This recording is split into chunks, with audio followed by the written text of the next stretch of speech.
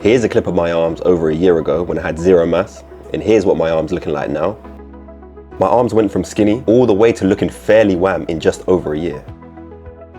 And this is what I done. I can't lie, I used to train on and off, and every time I took a break, my arms would shrink like crazy. And I never made arms a priority when I trained. Plus I have a wider waist, it just made my proportions look weird. I was looking like SpongeBob out here. Wide waist and stick arms, that's a joke thing. Even my brothers would get onto me and say that I have mad skinny arms. It's peak. And because of this reason, that's why I decided to address the problem that I had. What I started doing was training my arms specifically, not just hoping they'll grow from other exercises. I actually made them a focus. And these are the main exercises that help me the most when it comes to training my arms. Starting off with the biceps, exercise number 1, I like to call them prison curls. Don't ask me why, just the whole look of the exercise suits the name, to be fair. I spammed this exercise the most. I used a relatively light weight where I could get around 20 reps on one arm, spam the 20 reps, switch straight to the other arm, do 20 reps, and as soon as I had finished them 20, I would go back to the other arm again, no rest, and try hit another 20. So let's say I failed next time at 10, I'd switch again and do 10, then switch back, do another 10 until I get 20 again and finish the set. So basically just a giant set of 60 to 80 reps, depending on how many sets that I do. Alternating when I couldn't do any more. It burned like mad, but it worked.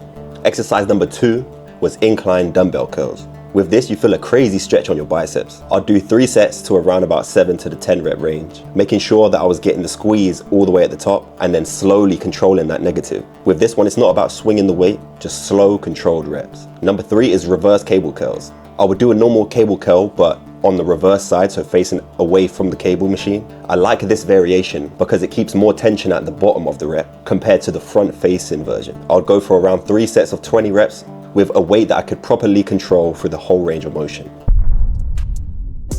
Now it's onto the triceps. Number 1 is heavy tricep pushdowns. I'll do 3 to 4 sets of 10 or 20 reps. I'll go fairly heavy here. This exercise is just to mainly fatigue the triceps. But one thing I made sure of was staying directly behind the cable machine, not leaning off to one side, because that's how you can develop some sort of imbalances without even realizing it. Exercise number 2 is overhead cable extensions.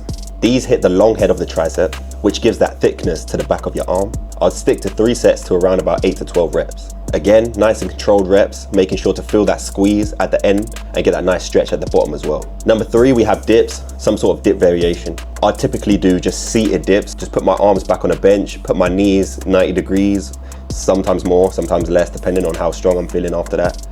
And then just rep out some dips that way. If not, you can use a dip machine where you can add weight and then you're literally just doing the same range of motion, but just with a resistance machine. I'll do 3 sets to failure, that's triceps done. Now, when I talk about rep ranges, don't get caught up in the exact numbers. The main thing is the intensity. If the last 3 reps don't feel like a grind, that means the weight is too light. You have to push yourself, that's how you'll grow. I also made sure to progressively overload as the weeks went on, whether that was more weight, shorter rest times, or more reps. Every week I would try to make the workout harder than before. If you're doing the exact same thing, exact same weight, exact same rest times, again and again and again, your body's going to get used to that and you're going to hit a plateau and not get any better than that.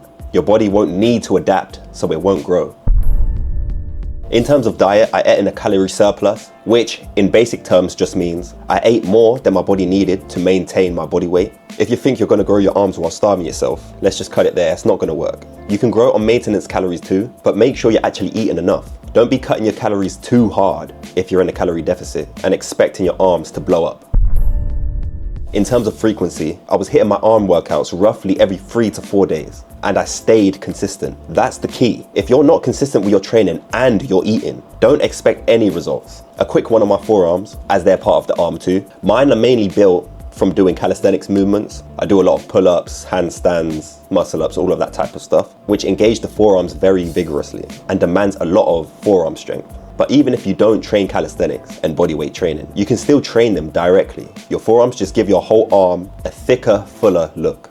So that's what I did to fix my situation. Nothing crazy, no magic, just proper arm training, progressive overload, consistency, all of the cliche stuff. If you follow this and actually apply it, your arms will grow. Hit me up in the comments if you have any questions or anything. I'm out.